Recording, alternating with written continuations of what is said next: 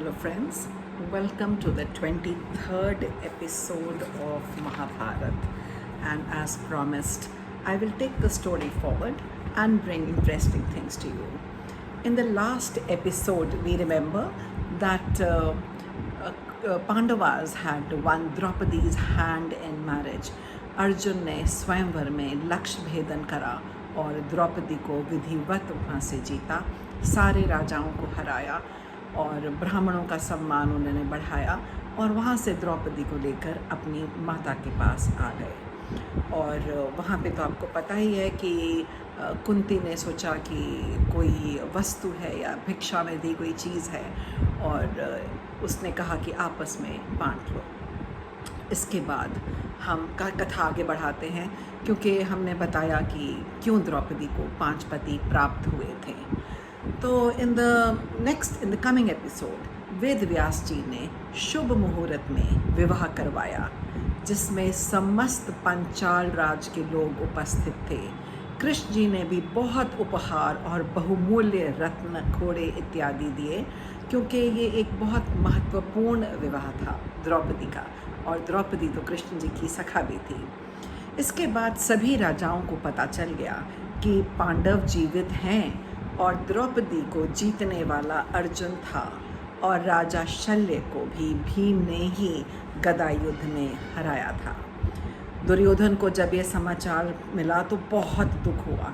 वह अश्वत्थामा, शकुनी और कर्ण इत्यादि के साथ हस्तिनापुर विचार विमर्श करने के लिए पहुंचा कि आगे क्या किया जाए, ये लोग तो बच भी गए वारणावत से। तब धृतराष्ट्र को विदुर ने बताया कि द्रौपदी को पांडवों ने जीता है और वो जीवित हैं।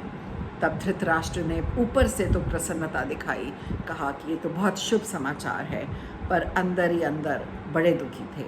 उन्होंने कहा कि उन्हें राजमहल में वापस लाया जाए और उनको यहाँ पे बसाया जाए।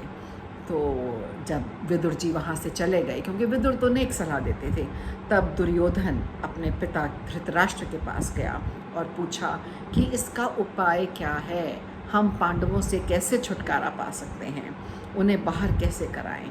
कैसा ऐसे कोई दुर्विचार उसके मन में आया कि उन्हें मरवा दें कि क्या करें। उसने कर्ण की भी राय पूछी तो कर्ण ने कहा कि ये अनुचित होगा।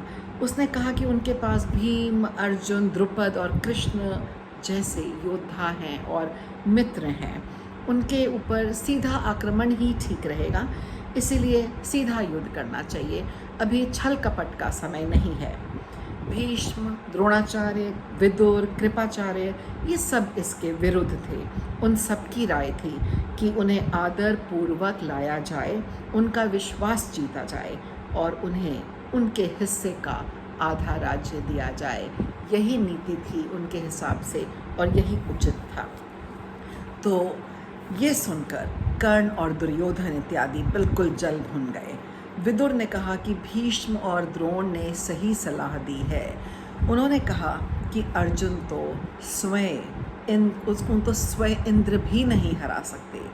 उनके पक्ष में तो कृष्ण हैं, बलराम हैं, सात्विकी हैं, ऐसे महान योद्धा हैं, तो उन्हें हराने का स्वप्न भी नहीं देखना चाहिए। और उन्होंने कहा कि नीति, समय उन सब के अनुरूप चलें तो उनका आधा राज्य उन्हें दें, और ताकि वो लोग चैन से दोनों तरफ के कौरव और पांडव इकट्ठे रह सकें। उनके साथ युद्ध करना उचित नहीं है। कर्ण को ये बात अच्छी नहीं लगी, उन्हें पांडव बिल्कुल पसंद नहीं थे। प्रजा को भी पता चला कि पांडव जीवित हैं और अगर पांडवों को उनका राज्य ना देते तो वो विद्रोह कर सकते थे। ये राजनीति थी और धृतराष्ट्र राजनीति समझते थे। तो जब विदुर ने बोला कि राजनीति के हिसाब से उन्हें उनका राज्य दिया जाए तो धृतराष्ट्र कुछ बोल नहीं पाए। धृतराष्ट्र को भी ये बात समझदारी की लगी। विदुर पांडवों को हस्तिनापुर ले आए और इंद्रप्रस्थ में उनके राज्य की स्थापना कर दी गई। और राजा द्रुपद और कृष्ण से सलाह करने के बाद उन्हें अपने आगे की योजना बनाने की सोची। कृष्ण को तो पहले ही आने वाले खतरों का आभास था, भगवान जो ठहरे थे। तो धृतराष्ट्र ने कहा कि तुम दुर्योधन और हस्तिनापुर से अलग खांडव प्रस्थ में अपनी राजधानी बना लो और वहाँ पर रहो। अमरावती के समान एक सुंदर महल और अपना राज्य बनाओ। तो ये सुनकर पांडवों को समझ में आया कि धृतराष्ट्र दोनों तरफ के भाइयों के मन में द्वेष जानते थे और उनका दूर रहना ही उचित था। तो उन्होंने अमरावती के समान सुंदर इंद्रप्रस्थ का राजमहल बना। वहाँ एक बहुत सुंदर राज्य की स्थापना हुई और उनकी उन्नति होने लगी। एक बार नारद मुनि इंद्रप्रस्थ आए और उन्होंने पांडवों को सुंद और उपसुंद दो राक्षसों की कथा सुनाई और उन्हें कहा कि उन दोनों में आपस में बहुत प्रेम था। उन्हें वरदान था कि वो सिर्फ एक दूसरे के हाथों मर सकते हैं। तो उनमें बहुत बल बढ़ गया था। तो उनका नाश करने के लिए ब्रह्मा जी ने तिलोत्तमा नाम की एक सुंदर स्त्री को भेजा, एक अप्सरा को भेजा। उस नारी की वजह से उन दोनों भाइयों में फूट पड़ी और उन्होंने एक दूसरे का वध कर दिया। तो नारद जी ने यह समझाने के लिए कहा था कि द्रौपदी के कारण तुम लोगों में भी फूट पड़ सकती है, इसीलिए तुम्हें कुछ नियमों का पालन करना चाहिए, वरना सुंद उपसुंद जैसा हाल हो सकता है। फिर भाइयों ने निश्चय किया कि वे नियमित समय के लिए द्रौपदी के साथ समय बिताएंगे और वो हर भाई के पास एक नियमित समय के लिए ही रहेगी। जब कोई भाई उसके साथ एकांत में होगा तब दूसरा भाई वहाँ नहीं जाएगा। यदि कोई भाई जाकर उसे एकांतवास में देख लेगा तो उसे ब्रह्मचारी होकर 12 वर्ष तक वन में रहना पड़ेगा। पांडवों के इस नियम के कारण उनमें द्रौपदी को लेकर कभी झगड़ा नहीं हुआ।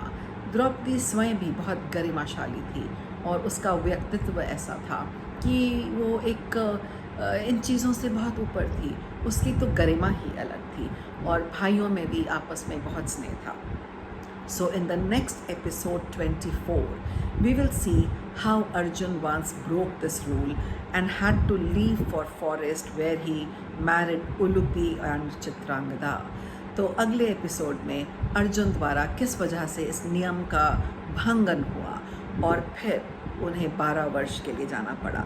उस दौरान उन्होंने चित्रांगदा से शादी करी, उलूपी से विवाह किया और अर्जुन को कृष्ण की बहन सुभद्रा भी उसी समय में मिली थी जब वो 12 वर्ष के लिए गए थे। और अभिमन्यु और सुभद्रा के विवाह से ही अर्जुन और सुभद्रा के विवाह से ही अभिमन्यु उत्पन्न हुआ था और अभिमन्यु की वीरता की गाथा तो दूर दूर तक गाई जाती है। तो in the next episode we will talk about how Arjun leaves और कैसे उसने इन दोनों से विवाह किया और सुभद्रा से भी विवाह कैसे हुआ। So thank you very much friends and leave your comments below about this episode.